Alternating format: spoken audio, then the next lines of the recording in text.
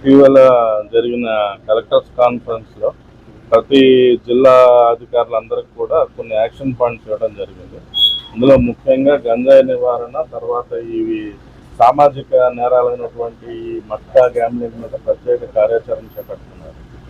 అందులో భాగంగానే నేను ఆ పర్యటనలు మొదలెట్టాను.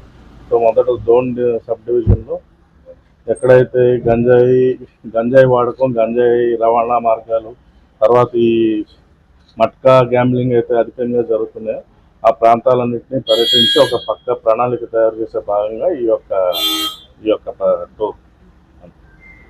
ముఖ్యంగా డోన్ ప్రజలు బాగుంటే మేము కూడా హ్యాపీ. సర్వే జన సుఖిన బాగుంటుంది, అందరూ హ్యాపీగా ఉండండి అంతే. చెడు మార్గాల వైపు వెళ్ళొద్దు, మట్కా గ్యాంబ్లింగ్, నాటుసారా అటువంటి వైపు వెళ్ళొద్దు. అంటే మనం ఒక్కడే చేస్తే అయిపోదు, ముందు మనకి ఫార్వర్డ్ లింకేజ్, బ్యాక్వర్డ్ లింకేజ్ ఉంది.